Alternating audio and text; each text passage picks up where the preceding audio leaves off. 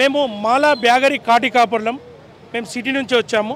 నా పేరు మన్నే శ్రీధరరావు, నేను రాష్ట్ర అధ్యక్షుడిని. సార్ మీ ప్రాబ్లం ఏంటి సార్? మేము అంటే గత ప్రభుత్వం టీఆర్ఎస్ ప్రభుత్వం శ్మశానాలు అభివృద్ధి పరుస్తా అని చెప్పి అభివృద్ధి చేసిరు. చేసిన శ్మశానాన్ని ప్రైవేటీకరించారు. అంటే మేము 100 ఏళ్ల నుంచి తాత ముత్తాతల నుంచి మా కులవృత్తిని నమ్ముకొని జీవిస్తున్నాం. అభివృద్ధి చేస్తామంటే సరే అని చెప్పి మేము ఒప్పుకున్నాం. ఏదైతే అభివృద్ధి చేసిన శ్మశానాలు ప్రైవేటీకరణ అంటే పొనెక్స్ అనే కంపెనీ, చుక్కపల్లి సురేష్ అతని పేరు, కేటీఆర్ గారి బినామీ అని మాకు మొన్ననే తెలిసింది గవర్నమెంట్ పడ్డాక. అతనికి ఇచ్చి కేటీఆర్ గారు ఆయన ఇద్దరు కలిసి శ్మశానాలు ప్రైవేటీకరణ చేసి నడిపించుకుంటారు వాళ్ళే. అంటే గవర్నమెంట్ ఉన్నా పోయినా శ్మశానాలపై ఆధారపడి జీవిస్తామని చెప్పి అనుకున్నారేమో. అంటే అర్థం కాలేదు. అంటే ప్రైవేటైజేషన్ వల్ల మీకు వచ్చిన నష్టం ఏంటి అక్కడ? మేము అంటే తాత ముత్తాతల నుంచి కులవృత్తి శ్మశానం అంటే కాటికాపని మా బొందలు తీయడము, కాష్టాలు కాల్చడం మా కులవృత్తి. అది మమ్మల్ని కాదని చెప్పి ప్రైవేట్ సంస్థలకి అప్పచెప్పారు. అంటే మా పొట్టగొట్టి వేరే వాళ్ళకి అప్పచెప్పారు.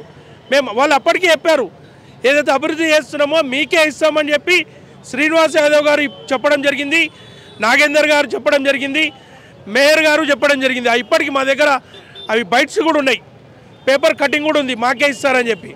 కానీ మమ్మల్ని కాదు అని చెప్పి ఒక ప్రైవేట్ సంస్థ కట్టబెట్టడం, టెండర్ల ద్వారా పిలిచి వాళ్ళ దగ్గర కోట్ల రూపాయలు తీసుకొని సంవత్సరానికి టెండర్లు ఇవ్వడం జరిగింది. అంటే మా పొట్ట కొట్టనట్టు కాదా? ఇప్పుడు మీ డిమాండ్స్ ఏంటి మరి? ఇప్పుడు కొత్త ప్రభుత్వం అయితే వచ్చింది కదా, వాళ్ళకి మీరు ఏమని చెప్తున్నారు? మాకు కాంగ్రెస్ ప్రభుత్వంపై రేవంత్ అన్న ప్రభుత్వంపై పూర్తి నమ్మకం ఉంది. ఏదైతే శ్మశానాలు ప్రైవేటీకరణ చేశారో అవి మళ్ళీ మాకే అప్పచెప్తారని చెప్పి మేము ఆశిస్తున్నాం. మా డిమాండ్లు ఏమున్నాయంటే కలెక్టర్ల ద్వారా ఎవరైతే శ్మశానాల్లో పనిచేస్తున్నారో వాళ్ళకి గుర్తింపు కార్డు ఇవ్వాలి.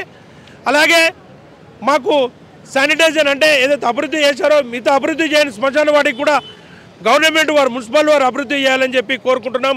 అలాగే మా సమస్యలు చెప్పుకోవడానికి మాకు పైన అసలు ఎవరు లేరు, ఒక నాయకుడు ఎవరు లేరు. మా బ్యాగర్లకు ఒక ఎమ్మెల్సీ కేటాయించాలని చెప్పి, మరి అలాగే ఎవరైతే శ్మశానాల్లో పనిచేస్తారో వాళ్ళకి ఇన్సూరెన్స్ ఇవ్వాలని చెప్పి మా డిమాండ్లు ఉన్నాయి madam. Okay, thank you. Welcome madam, thank you madam, ధన్యవాదాలు.